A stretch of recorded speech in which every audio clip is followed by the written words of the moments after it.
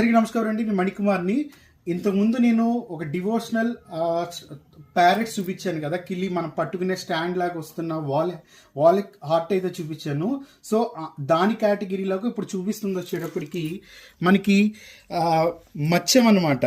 మత్స్యం wall hangings. ఇది చూస్తే ఎలా ఉంటుందంటే మనకి యాక్చువల్గా చూడటానికి మత్స్యం డాల్ఫిన్ ఫిష్ లాగా ఉంటుంది, కానీ మత్స్యంలో వచ్చేటప్పటికి మనకి శుభం లాభం.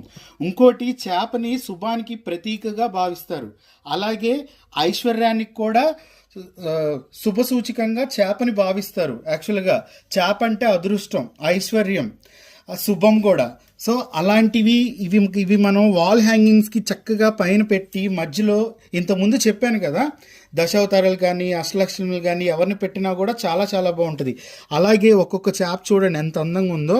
ఆ చేప తోక డిజైన్ దగ్గర నుంచి, అలాగే చేప మూతి, కన్ను, అలాగే చేప ఒక స్ట్రక్చర్లో అంటే రౌండ్ స్ట్రక్చర్లో మీకు వచ్చేటప్పటికి శుభం అని ఒకవైపు, లాభం అని ఒకవైపు. సో చాలా చాలా బాగుంటుంది అనమాట. ఇది కూడా మనకి డివోషనల్ ఆర్టే. ఓల్డ్ మీరు హిస్టారికల్ మూవీస్ కనుక చూస్తే ఇలాంటివనేది మీకు చాలా చాలా అవేర్నెస్ వస్తుంది అనమాట. ఇవన్నీ ఓల్డ్ ఆర్ట్సే. మనం ఇప్పుడు ఏదైతే ఇప్పుడు చేస్తున్నామో కొత్తగా వచ్చింది కాదు, ఇదంతా ఓల్డ్ ఆర్టే. ఇప్పుడు మళ్ళీ రీట్రెండ్ అనమాట. సో ఇలాంటివి అనేది ఇప్పుడు అరుదుగా కనిపించడం పోయి దగ్గర ఒక 40-50 ఏళ్ళు అవుతుంది. సో ఇప్పుడు మళ్ళీ రీట్రెండ్లోకి వచ్చినాయి. సో ఇప్పుడు చూస్తుంటే మీకు ఫిష్ వాల్ హ్యాంగింగ్ అనమాట.